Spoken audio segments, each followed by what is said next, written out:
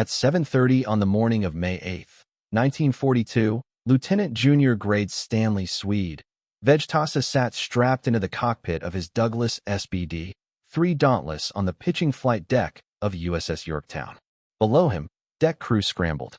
Above him, radar operators were tracking a growing storm of enemy aircraft 70 miles to the northwest. Vtasa was 27 years old. He had been flying combat missions for just 5 months. He had no air-to-air victories. That was about to change. The Japanese strike approaching Yorktown had been launched from the fleet carriers Shokaku and Zuikaku. It consisted of 69 aircraft, dive bombers, torpedo planes, and 18 Mitsubishi A6M0 fighters, the most lethal carrier-based aircraft in the world. And Vtasa was about to fight them in a dive bomber. The SBD Dauntless was never meant for air combat. Fully loaded, it weighed nearly 11,000 pounds. Its top speed barely reached 250 miles per hour. It was stable, rugged, and deadly in a vertical dive, but in a dogfight, it was a liability. The Zero could reach over 330 miles per hour. It could outclimb the Dauntless, outturn it, out-accelerate it. In a turning fight, a Zero could complete a full circle in 6 seconds. The Dauntless needed nearly twice that time. American pilots had a name for what Vtasa was being asked to do. They called it suicide. But USS Yorktown had no better option. The day before, Yorktown's air group had struck the Japanese invasion force in the Coral Sea. 53 SBDs and 22 torpedo planes had launched in coordinated attacks. A Japanese light carrier had been crippled and sunk. Vtasa himself had dropped a 1,000-pound bomb through her flight deck. Now those aircraft needed to recover, refuel, and rearm. That made Yorktown vulnerable. The carrier's fighter protection was dangerously thin. She carried only 18 F-4F Wildcats. 9 were already airborne on combat air patrol. The remaining 9 were held in reserve to defend the fleet itself. There simply were not enough fighters to stop the incoming strike. Captain Frederick Sherman, commanding Yorktown's air group, made a desperate decision. He ordered SBD dive bombers into an anti-torpedo patrol role. The theory was simple and untested. The Dauntless carried 2 forward-firing 50 caliber machine guns and 1 or 2 30 caliber guns in the rear cockpit. If Japanese torpedo planes attacked at low altitude, the SBDs could dive on them from above, break up the attack, and buy the carrier precious minutes. No one discussed what would happen if Zero fighters found them first. At 7:30, Yorktown launched 8 SBDs from Scouting Squadron 5. Vtasa led a 4-plane section. Their orders were blunt. Orbit low. Watch for torpedo planes. Shoot them down before they can release. The mathematics of carrier warfare in 1942 were unforgiving. Japanese pilots had trained for years. Many had combat experience over China. Their aircraft were optimized for long range and extreme maneuverability. American carrier pilots were learning under fire, flying aircraft designed before anyone truly understood what modern naval air combat would demand. The kill ratio told the story. In the first 6 months of the Pacific War, Zero fighters achieved an average kill ratio of 12-1. For every Zero shot down, 12 Allied aircraft fell. Scouting Squadron 5 already knew the cost. On May 4th, Japanese float planes had engaged SBDs over Tulagi. On May 7th, heavy anti-aircraft fire claimed more aircraft during the strike on Shoho. The squadron was already bleeding. Vtasa understood the odds with brutal clarity. His aircraft was slower, less agile, less forgiving, but it had one advantage: firepower. The SBD's twin 50 caliber guns fired heavier rounds than the Zero's light 7mm machine guns. And the Japanese fighter had a fatal flaw that American intelligence was only beginning to understand. The Zero had no armor, no self-sealing fuel tanks. One solid hit could turn it into a fireball, but landing that hit meant surviving long enough to aim. At 10:55 a.m., Yorktown's radar detected the Japanese strike at 68 nautical miles. Fighter direction officers vectored the Wildcats to intercept, but they positioned them too low, expecting torpedo planes skimming the waves. The Japanese strike was flying at 10,000 feet. The Wildcats missed them entirely. That left 8 SBD Dauntless, slow, heavy, and exposed, between the Japanese strike force and the American carriers. 8 dive bombers versus nearly 100 enemy aircraft. Vtasa saw them first. A mass of dark shapes descending through broken cloud. At least 50 aircraft were visible, and 8 Zeros peeled away, turning directly toward his section. 8 fighters against 4 dive bombers. The Japanese pilots likely expected a massacre. They were about to learn that Stanley Vtasa had discovered something about the Dauntless that no training manual ever taught. The Zeros opened fire at 800 yards. Vtasa did not run. He pushed the stick forward and dove straight at them. Every instinct screamed to flee, drop for the deck, build speed, pray you reach the fleet's anti-aircraft fire before the Zeros cut you apart. Vtasa did the opposite. He had listened when his commanding officer drilled one counterintuitive truth into his pilots. Turning away gives the attacker the perfect shot. Turning into the attack destroys the geometry. Vtasa hauled the stick left and pulled back hard, forcing the Dauntless into a climbing turn directly into the lead Zero's path. The Japanese pilot expected a fleeing target. Instead, he saw the nose of a dive bomber filling his windscreen at a combined closure speed of over 500 miles per hour. There was no time to adjust, no time to aim. The Zero broke away to avoid collision. Vtasa was still alive. 7 more fighters circled. For the next minute, the sky dissolved into violence. Each time a Zero dove on him, Vtasa turned into the attack. Each time, the Japanese pilot had to choose between collision and disengagement. Each time, the geometry bought him seconds. His rear gunner fired continuously, twin. 30 caliber guns sweeping the sky, forcing attackers to break off or risk crossing unexpected fire. Pilot and gunner fought as one. Around them, the other SBDs were dying. Vtasa's tactic only protected one aircraft at a time. While he turned into one attacker, another Zero lined up from a different angle. The Japanese pilots were experienced. They coordinated. They adapted. Within 5 minutes, half the Dauntless were gone. Burning wreckage fell toward the Coral Sea. Some crews bailed out. Some never had the chance. Vtasa kept fighting. And now, the Zero's weakness began to show. Its 20mm cannons carried limited ammunition. Its lighter guns struggled against the Dauntless' armored cockpit and self-sealing tanks. The SBD could absorb punishment the Zero could not. And Vtasa was getting shots. Each time he turned into an attack, his nose aligned for a heartbeat. Each time, he fired short, precise bursts from his 50 caliber guns. Heavy rounds tore through fragile Japanese fighters. The impossible was happening. One hit was all it took. A burst into a fuel tank. A strike through an engine block. A round through a cockpit. Any of them could end a fight instantly. Vtasa's first confirmed kill came when a Zero pilot made the fatal mistake of believing his speed would save him. The Japanese fighter committed to a head-on pass, holding course just a fraction of a second too long, trying to score hits on the slow American dive bomber before breaking away.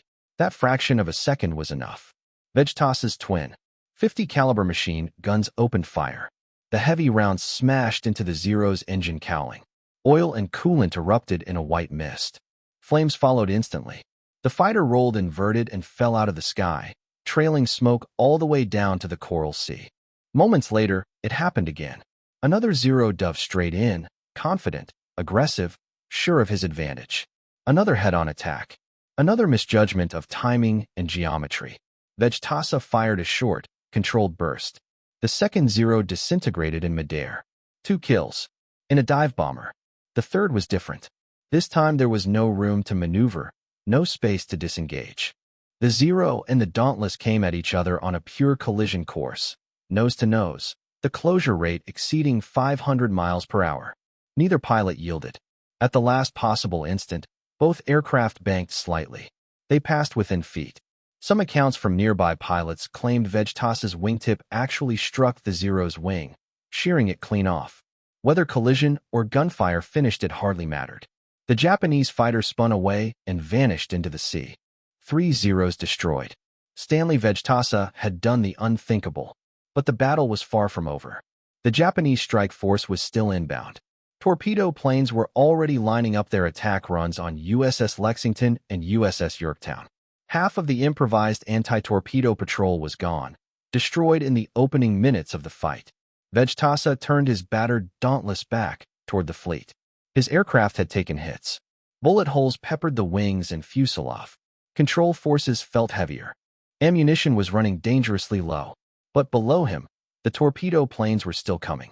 They were Nakajima B-5N Type 97s, the aircraft Americans called Kates. They were faster than the Dauntless, capable of 235 miles per hour at low altitude. Each carried a Type 91 aerial torpedo, the same weapon that had devastated Allied fleets since December 7th. 14 Kates were lining up on Lexington. 4 more were making their run on Yorktown. They flew at wave-top height, barely 50 feet above the water. At that altitude, heavy anti-aircraft guns struggled to track them. The torpedoes required calm water and a straight approach to arm properly. This was exactly the scenario the anti-torpedo patrol had been meant for. Vtasa pushed his nose down and dove. For once, gravity worked in his favor. The dauntless speed disadvantage vanished in the dive. He came down hard, guns blazing, firing into the formation of torpedo planes streaking toward the carriers. His .50 caliber rounds tore into one Kate. Panels flew off the fuselage. Smoke streamed from the engine. But the aircraft stayed airborne. The Japanese pilots had committed. They would release their torpedoes or die trying. Most of them did both. At 11:20 a.m., 2 torpedoes struck USS Lexington on her port side. The carrier shuddered violently. Flooding surged through her boiler rooms, but her damage control teams responded with extraordinary speed. Within half an hour, power was restored, and she was still making way. Yorktown fared better. Captain Elliot Buckmaster threw his carrier into hard evasive turns, threading his way through a forest of white torpedo wakes. 11 torpedoes were launched at Yorktown. Every single one missed. But the danger was not over. While Vtasa and the surviving SBDs fought low over the water, 33 Aichi D-3 Aval dive bombers screamed down from 18,000 feet. Yorktown's fighter cover was still out of position. Anti-aircraft guns opened fire, filling the sky with black bursts. 7 valves were destroyed before they could release. The rest pushed through. At 11:27 a.m., a 500-pound bomb punched through Yorktown's flight deck. It tore down through 3 decks before exploding inside an uptake compartment. Fires erupted instantly. 66 men were killed outright. Another would die later of his wounds. Vtasa was still airborne when the bomb struck. His Dauntless was scarred and battered, barely intact, but the engine still ran. The aircraft still answered the controls. He turned back toward Yorktown, nursing the wounded bomber home. Below him, the scene was chaos. Lexington burned, black smoke pouring skyward. Yorktown smoked too, though her fires were smaller. Cruisers and destroyers circled the carriers, guns still hammering at retreating Japanese aircraft. Vtasa landed on Yorktown just before noon. Deck crews stared at his aircraft in disbelief. Dozens of bullet holes, shattered glass, damaged control cables. It was a miracle the Dauntless had stayed in the air at all. As the hours passed, the full cost of the battle became clear. The American strike had badly damaged Shokaku, wrecking her flight deck and forcing her withdrawal for months of repairs. Her aircraft diverted to Zuikaku, but both Japanese carriers were retreating north. The American losses were heavier. At 12:47 p.m., internal explosions ripped through Lexington. Gasoline vapors from ruptured fuel lines ignited deep inside the ship. Fires spread uncontrollably. By 5 p.m., Captain Sherman ordered the carrier abandoned. At 7:32 p.m., USS Lexington slipped beneath the Coral Sea. 216 men went down with her. The Battle of the Coral Sea was over. Both sides had lost a carrier. Both claimed victory. But something fundamental had changed. For the first time, a Japanese invasion force had been stopped. In the ready room aboard Yorktown, the surviving pilots of Scouting Squadron 5 took stock. 4 of the 8 Dauntless launched on anti-torpedo patrol had not returned. Half the patrol was gone. But one man had shot down 3 Zero fighters in a dive bomber. Word spread quickly through the air group. A pilot had fought the Zero and won, using tactics no manual described. Within days, orders arrived. Stanley Vtasa was being transferred to fighters. The Navy needed men like him.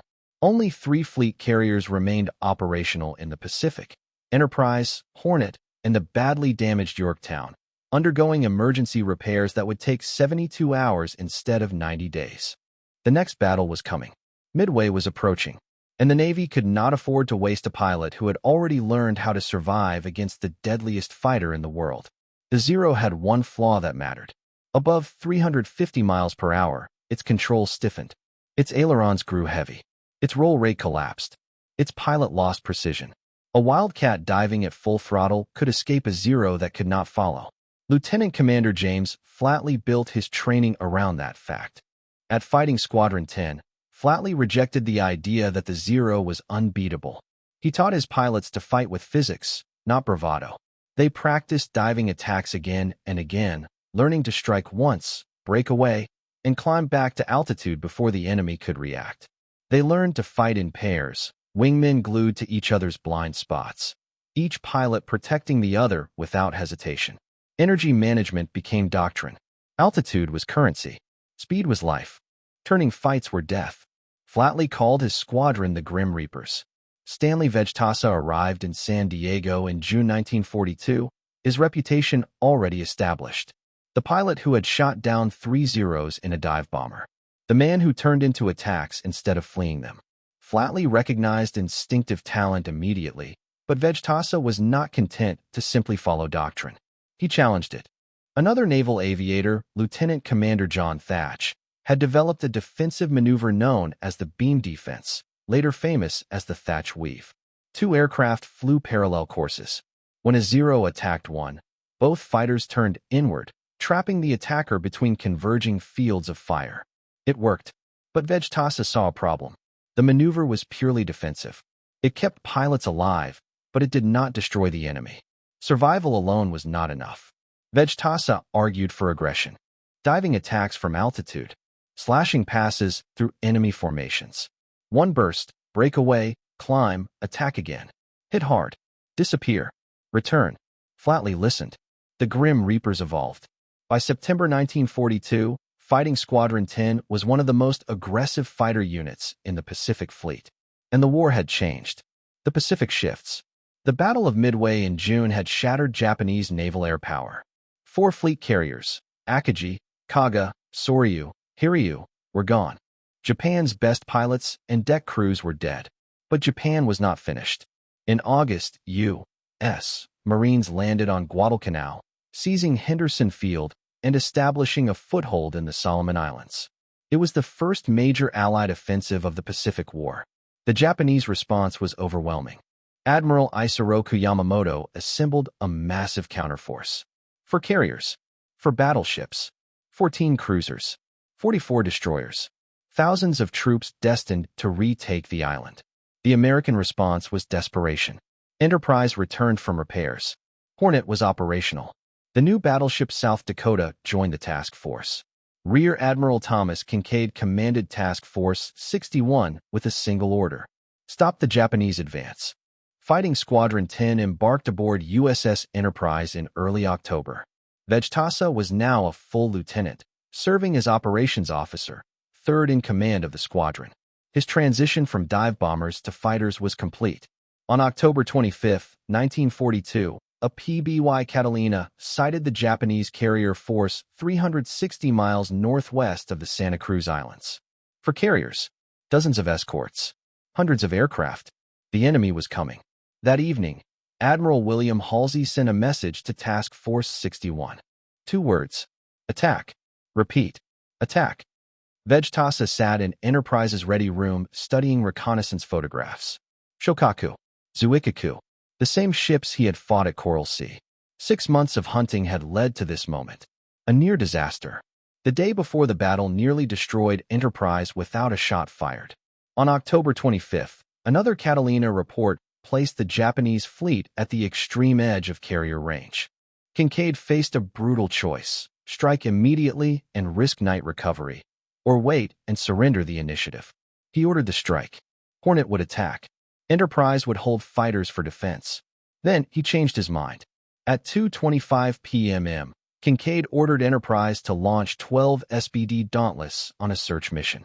30 minutes later, he ordered the rest of Enterprise's air group, fighters, torpedo planes, everything, to follow. Vtasa was stunned. The search vectors pointed away from the enemy's last known position. Worse, the timing guaranteed a night recovery.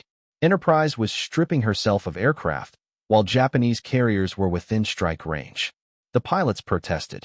The order stood. Vtasa launched with the Grim Reapers at 3 p.m. They found nothing but empty ocean. As dusk fell, fuel gauges began to betray them. Then they turned back, and Enterprise was not there. Kincaid had maneuvered the task force throughout the afternoon. Radio silence prevented communication. Pilots scattered across hundreds of miles of darkening sea, searching for a ship that had moved. Aircraft began ditching. Then Vtasa remembered something. That morning's patrol. Enterprise had been leaking oil. A thin slick stretched behind the carrier. Vtasa dropped low. He found it. Following the oil trail through darkness, he led lost aircraft back to Enterprise. Deck crews recovered planes under conditions considered unsafe even in daylight. Some crashed. Some ran out of fuel and ditched beside the ship. By midnight, the air group was barely recovered. The battle had not yet begun, and Enterprise had nearly lost her air wing. Dawn at Santa Cruz. At 6:45 a.m. on October 26th, both sides launched scouts. At 7:40, a Japanese aircraft sighted the American carriers. At 7:50, Enterprise radar detected inbound formations. Both fleets launched full strikes simultaneously. Carrier warfare's cruel math was inescapable. American aircraft would be attacking Japanese carriers while Japanese aircraft attacked American carriers at the same time. Defense depended on fighters and flak. Fighting Squadron 10 had 8 Wildcats airborne on combat air patrol. Stanley Vtasa was among them. At 8:22 a.m., radar reported a massive formation inbound from the northwest. Over 60 aircraft, fighters, dive bombers, torpedo planes, the full striking power of Japan's carriers. Vtasa checked his ammunition. Full. He checked his fuel. 40 minutes. He scanned the sky. The horizon was filling with enemy aircraft. The battle was beginning. The 8 Wildcats of Fighting Squadron 10 were scattered across the sky, each pilot fighting alone inside a battle too large for any one man to control. Radio discipline had collapsed. Fighter direction was fragmentary. The sky above the American carriers was chaos. Stanley Vtasa saw 2 Aichi D-3 Aval dive bombers peel out of formation at 18,000 feet, rolling onto their backs and beginning their dives toward USS Hornet. He shoved the throttle forward and pulled up. The Pratt & Whitney R-1830 engine roared as his Wildcat clawed for altitude. The valves were already committed, screaming downward at nearly 300 miles per hour, their fixed landing gear howling. The sound American sailors would later describe as a scream from hell. Vtasa intercepted at 12,000 feet. He fired a short, controlled burst. The first valve shuddered as bullets tore through its engine cowling. Smoke poured from the aircraft as the pilot struggled to maintain control. The Japanese bomber tried to continue its dive, but the engine failed completely. The valve rolled left and plunged into the sea without releasing its bomb. The second valve had already passed beneath him, still diving toward Hornet. Vtasa rolled inverted and pulled hard, reversing direction in a maneuver that strained both aircraft and pilot. The angle was poor. The range was long. He fired anyway. Sparks walked across the valve's fuselage. The bomber did not pull out. At 8:54 a.m., a 250-kilogram bomb struck Hornet's flight deck near the island. 7 men died instantly. Fires erupted across the carrier. Seconds later, a burning valve, possibly the same aircraft Vtasa had damaged, crashed directly into Hornet's stack. Aviation fuel sprayed across the signal bridge. Flames spread uncontrollably. Within 3 minutes, 2 torpedoes slammed into Hornet's starboard side. She lost power. Dead in the water, she became a stationary target. More bombs found her. By 9:15 a.m., Hornet was burning from bow to stern. Vtasa did not watch. There was no time. Enterprise under attack. At 9:30 a.m., radar operators aboard USS Enterprise reported a second incoming formation. This one was larger. 44 aircraft, led by 20 Navajima B-5 and Kate, torpedo bombers, flying low and fast. Enterprise was now the last operational American fleet carrier in the Pacific. If she sank, Guadalcanal would fall. The campaign would collapse. Vtasa rolled his Wildcat and dove. The Kates approached from multiple directions, a textbook-coordinated attack designed to overwhelm Enterprise's maneuvering room. Evade one group, and another would hit from a different bearing. The only defense was to destroy them before release. Vtasa selected a formation of 11 Kates boring in from Enterprise's port side. He came from above and behind, converting altitude into speed. At 400 yards, he opened fire. The first Kate exploded. The formation disintegrated instantly. Japanese pilots scattered, abandoning discipline as a wildcat tore through their ranks. 3 Kates jettisoned their torpedoes immediately, the weapons splashing harmlessly into the sea. Vtasa stayed with them. A second Kate fell, then a third. Japanese rear gunners hit his wildcat, rounds punching into the fuselage, but none struck anything vital. The aircraft held. A fourth torpedo bomber spiraled into the ocean. Then a fifth. 5 Kates destroyed in approximately 4 minutes. Combined with his earlier Val kills, Vtasa had shot down 7 Japanese aircraft in a single mission. No American pilot had ever done that before. Not at Pearl Harbor. Not at Midway. Not at Coral Sea. Aftermath. Enterprise survived, barely. 2 bombs struck her. 3 near misses caused additional structural damage. But the torpedo attack that should have sunk her had collapsed under Vtasa's guns. Lieutenant Commander James flatly witnessed the engagement from his own cockpit. He understood immediately. His pilot had saved the carrier. That evening, Flatley wrote 7 words in Vtasa's flight log. Greatest single combat fight record in history.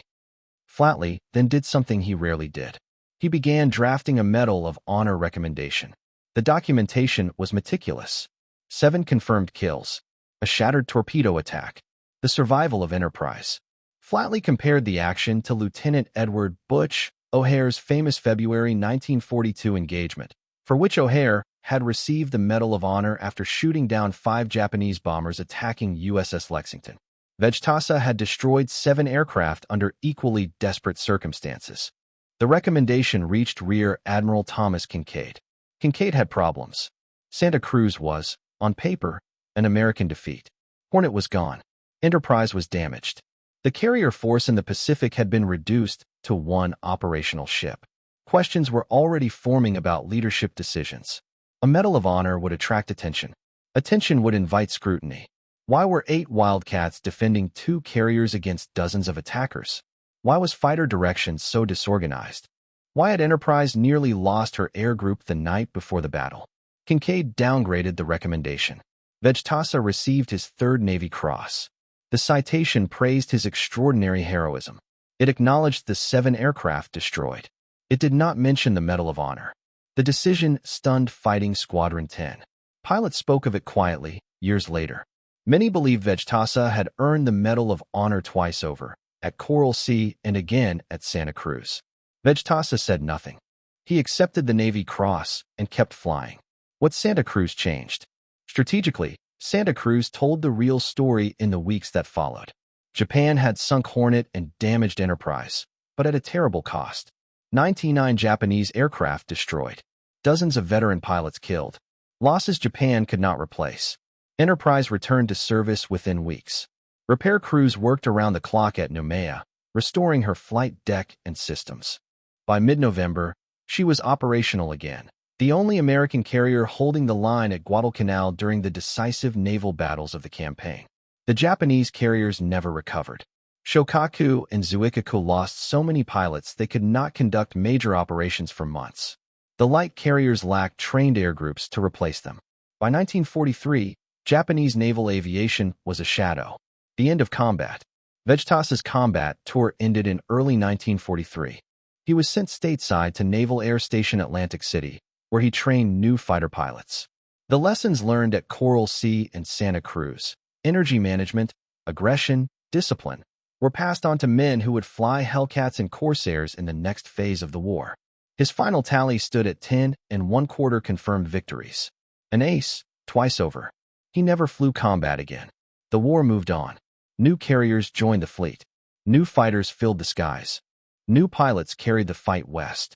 And one of the men who had held the line when defeat was closest quietly taught others how to survive it. The desperate days of Coral Sea and Santa Cruz faded into history. By 1943, The Navy was no longer fighting for survival. It was fighting to win. For Stanley Winfield Vtasa, however, the war had left behind an unanswered question, one that would follow him for the rest of his life. Why had the Navy denied him the Medal of Honor? Vtasa stayed in uniform. When the war ended in August 1945, many of the pilots who had survived the carrier battles returned home, their combat careers finished. Vtasa did not. His career was only beginning. He commanded fighter squadrons. He attended the Naval War College. He rose steadily through the ranks. During the Korean War, he served as air officer aboard USS Essex, coordinating strike operations against North Korean and Chinese forces. He was no longer the young lieutenant fighting for seconds of survival above a burning carrier deck. He was responsible now for hundreds of pilots, aircraft, and missions, and he carried the lessons of 1942 with him. Preparation mattered. Training mattered. Small mistakes multiplied into disasters. In November 1962, Captain Stanley Vtasa assumed command of USS Constellation. The irony was not lost on him. 20 years earlier, he had been a junior lieutenant, flying a stubby Wildcat against overwhelming odds, fighting desperately to keep Enterprise alive. Now he stood on the bridge of one of the most powerful warships ever built, a supercarrier over 1,000 feet long, carrying nearly 80 aircraft, capable of projecting American power anywhere on Earth. Vtasa commanded Constellation for 1 year. Officers who served under him remembered a captain who demanded precision, discipline, and honesty. He did not tolerate excuses. He led from the front. The habits formed under fire at Coral Sea and Santa Cruz had never left him. He retired from the Navy on July 1, 1970, after 32 years of service. His decorations were formidable: 3 Navy Crosses, 2 Bronze Stars, Legion of Merit, numerous campaign and service medals. But not the Medal of Honor. A question that would not die. The question resurfaced again and again during Vtasa's retirement. In 1987, he was inducted into the Carrier Aviation Hall of Fame, recognition of his place among the greatest naval aviators in American history. Journalists inevitably asked about Santa Cruz, about the 7 kills, about the medal that never came. Vtasa deflected the attention. He spoke instead about his squadron, about the men who did not come back, about Jimmy Flatley, the commander who had believed in him, trained him, and submitted the Medal of Honor recommendation. Flatley had died in 1958, a vice admiral, never knowing that his recommendation had been quietly downgraded. In 2012, author Thomas McKelvey Cleaver began a detailed investigation into Vtasa's life and combat record. He traced the Medal of Honor paperwork through naval archives. The documentation was unambiguous. The recommendation had been submitted. The evidence had been complete. The downgrade had come from higher command. The decision had nothing to do with Vtasa's actions in combat. Cleaver titled his book, 7 at Santa Cruz. The end of the story. Stanley Vtasa died on January 23, 2013. He was 98 years old. In accordance with his wishes, he was cremated, and his ashes were scattered at sea, the same ocean that had witnessed his greatest moments of courage 7 decades earlier. The Medal of Honor question remains unresolved. Under U.S. law, Congress can waive time limitations for Medal of Honor awards. Presidents have done so before, granting posthumous recognition to World War II veterans whose heroism was overlooked or suppressed. But Vtasa never asked. He never lobbied. He never complained publicly. He never sought vindication. He lived his life, served his country, and allowed the record to stand on its own. And that record speaks clearly. 30 fighters destroyed in a dive bomber. 7 enemy aircraft shot down in a single mission. A carrier saved. A campaign preserved. All accomplished by a pilot told his aircraft could not fight. The SBD Dauntless was never designed for air combat. The F-4F Wildcat was considered inferior. The Navy sent Vtasa into battle expecting him to die. Instead, he turned into the attacks. The lesson of Stanley Vtasa is simple and enduring. The weapon matters less than the warrior. The machine matters less than the man. And courage, combined with skill, can overcome any disadvantage if the person wielding it refuses to quit.